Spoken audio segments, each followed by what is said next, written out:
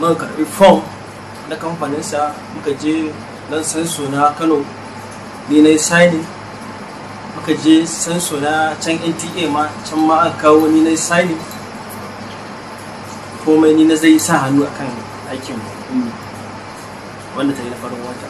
Ta je ta yi aikin farin wata, aka ɗauke ta satin ta biyu a can ana aikin. So bayan ta gama aiki ni dai ta buga min waya ga tanan tana hanya ta dawo bayan sati biyu kenan.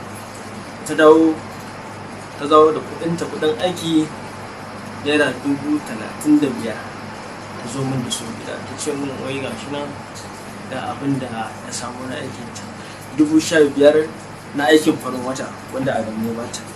Ta ce min kuma 20,000 gashi nan akwai wani ko yaransa ne wani sammani wanda kwanaki ma hotunan suka ta yawo da yarinya ana cewa ta yi aure akan daman ba aure bane, hoto ne na fasta da waka da suka yi. So wannan kudin wakan ne shi yaron ya biyo ta hannun Adamu ya karbi 20,000 akan wannan wakar da za a yi guda biyu, ya ba wa yarinya su ne kudi 35,000. Na lokacin ma kudin ma ta dauka barje kasuwai Ibo Road ne ta so kayayyaki wanda za su yi wakar tare, dan ko kwangala ma a kudin mayariyan ma mutum ba. So ni dai abinda nake so in nuna wa mutane da ake ta kalma guda daya akan yarinyar nan, butulci. To ni dai a iya tunani na ban ga wani abin butulci a nan ba. Ana ta maganar butulci. So ni gaskiya wannan abin ya taba ni sosai, ya taba min zuciyata, saboda ni a iya tunani na a cikin shekara 13 nan yarinyar take rayuwa tare da ni da ita, bai san cinta ba, bai san shanta ba, bai san suturarta ba, bai san rashin lafiyar ta ba, bai san komai nata ba. So dan Allah jama'a, a iya ni tunani na tsakanin shi da yarinyar nan waye wanda butulci. Saboda ni a iya tunani na wallahi ban taba tunanin zan fito ma ni in yi magana ba.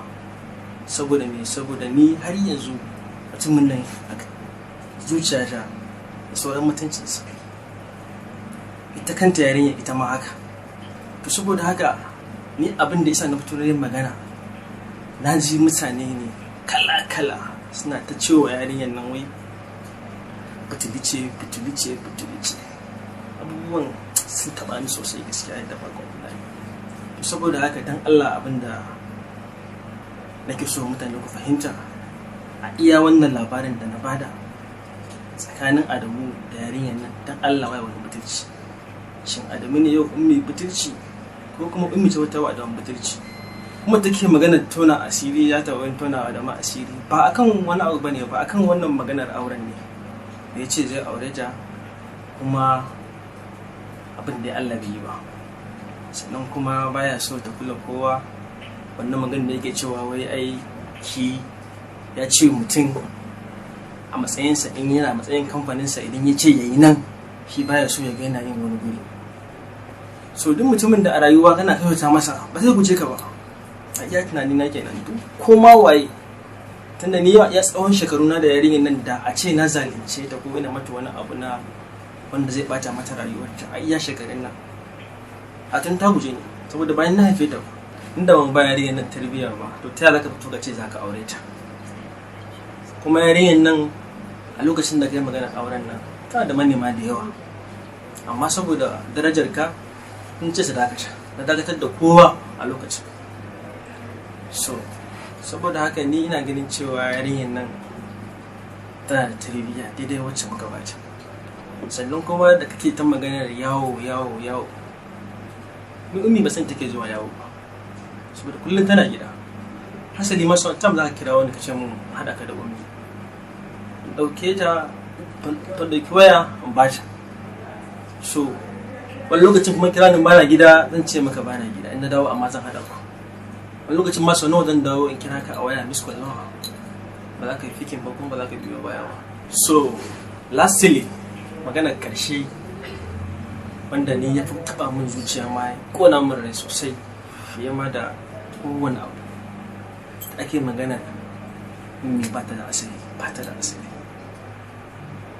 So ummi tana da asali, domin Adamu kai ka je ka ga iyayen yarinya, za ka tafi Saudiya na ɗauki namban wayan mahaifiyarta na baka, ka ganta da kai da afakan lahu da rarara kun je kun gaisa da ita, ta zo kun gaisa a lokacin mu har maganar auren ummi kai mata a time ɗin ba.